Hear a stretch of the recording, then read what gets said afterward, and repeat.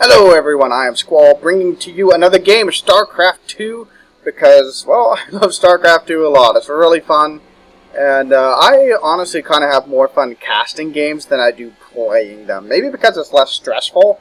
You might be like, but Squall, you're putting yourself in front of the world, opening yourself for ridicule, but I don't know, man, I don't care.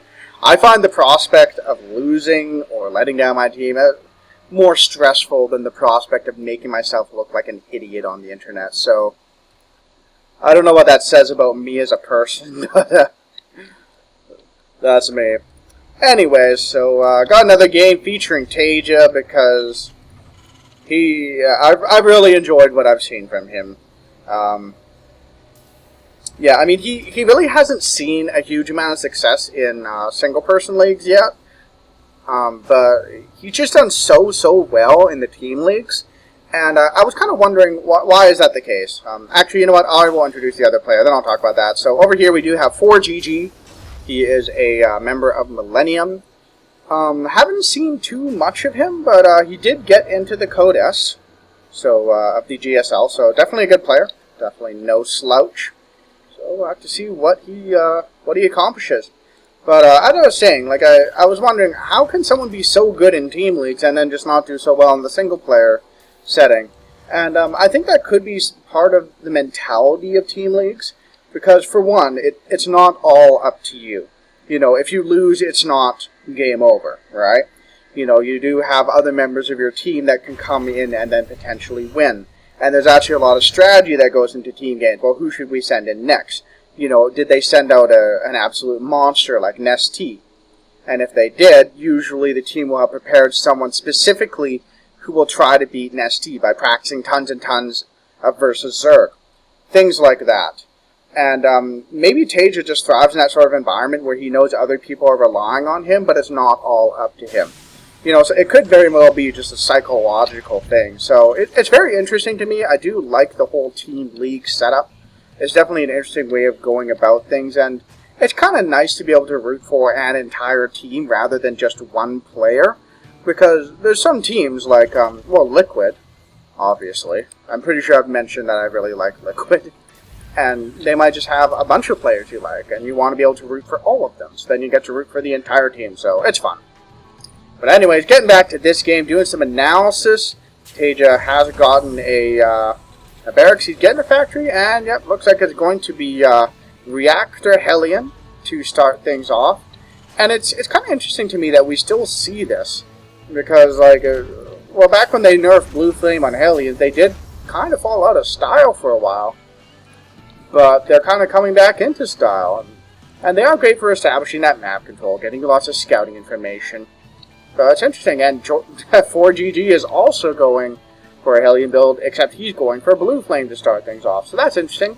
I do wonder if he will eventually throw down a reactor on this barracks and then switch over the factory once the reactor is done. But it really depends on how heavily ForGG wants to go for this. This could also allow him to transition to a full mech build, where you just get Hellions and siege tanks. And, you know, in the traditional Marine tank build, your Marines are there to buffer damage and to, you know, kind of give you that mobility and control. And Hellions are essentially the replacement Marine. And since they're so good against the Marines, it can work very well against the Marine tank build.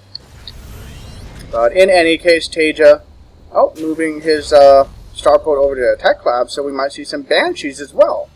So a Banshee Hellion opener, the kill as many workers as humanly possible build. Definitely interesting. Blue Flame is very nearly done. And, but that said, TaeJa is double producing Hellions, so he will have a lead in the number of Hellions he has, but ForGG will be dealing more damage per shot. And, wow, I think he shot literally right before his upgrade finished, so TaeJa is actually still in the dark that Blue Flame is indeed done for ForGG. That's a mouthful. 4 feet. Wow. I can't even say it properly fast. 4GG. Yeah, there we go. Anyway, so ForGG has indeed gotten a second command center, morphing into an orbital now.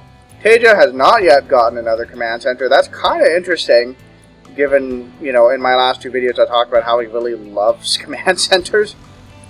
And, oh, I should probably talk about the logos on my screen now. I am now part of ForGG Gaming. Very exciting. Yes, indeed. With any luck, I will be able to get my videos onto their YouTube channel as well and get some good old cross-pollination, cross-promotional goodness. But I'll talk about that more later because we got a battle to talk about right now. TaeJa does have a Banshee, but, well, there's a Viking there. He's going to run straight into that, but oh, TaeJa getting the lead with Hellions.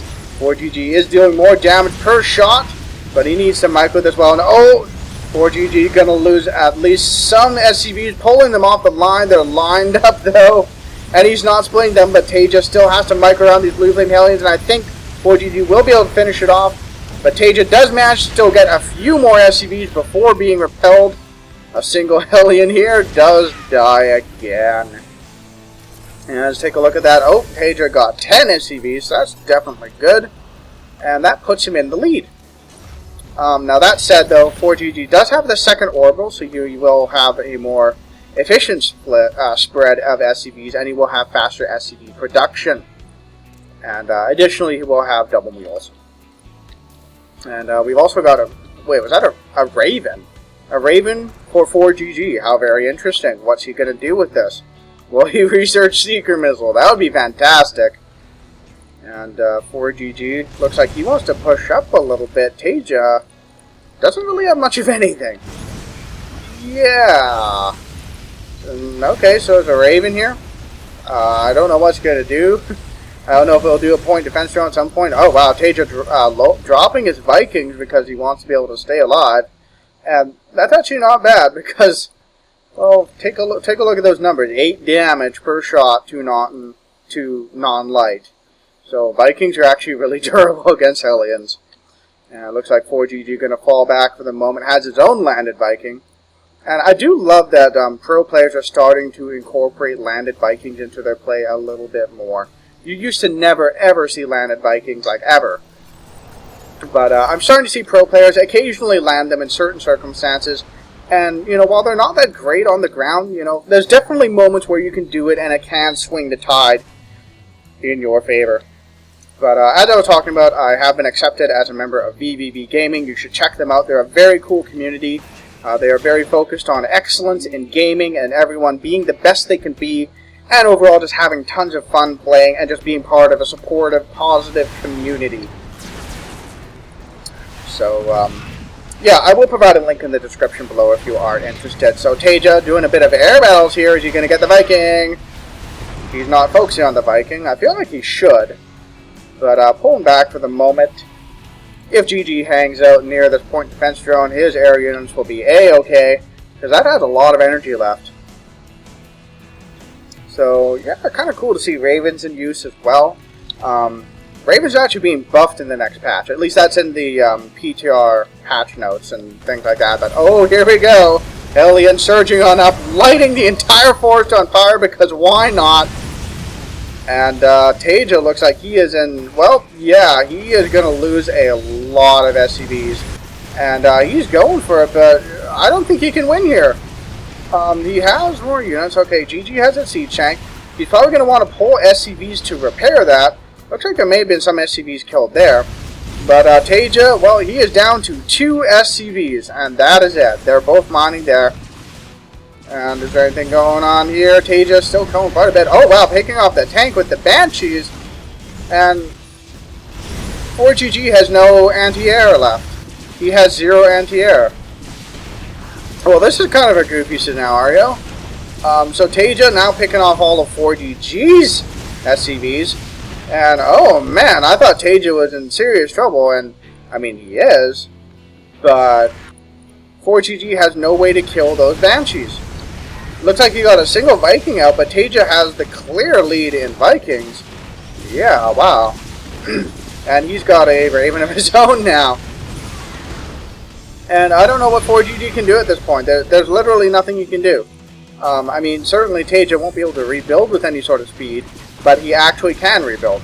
TaeJa, on the other hand, can just camp out here and kill everything as it spawns.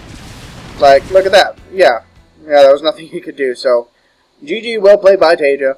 And to finish my earlier thought, the patch notes for the next patch on the PTR currently, I believe, they are making some changes to the Raven. They are buffing its acceleration a little bit, so it will speed up faster, and they are buffing its top end speed as well. So hopefully that will lead to a bit more Raven usage, because, well, it increases the survivability of the Ravens, which honestly is something they need because they're so expensive, right? And it's kind of like the change they made to battle cruisers when they made them not the speed of a dead sloth. So, although you still don't see battle cruisers much. Anyways, so thanks for watching my video. I hope you enjoyed it. Please do check out VVV Gaming. Or if you're on the VVV YouTube channel, please check out the description for a link to my channel, where there is just a ton of other StarCraft related content. So thanks again. See you guys in the next video.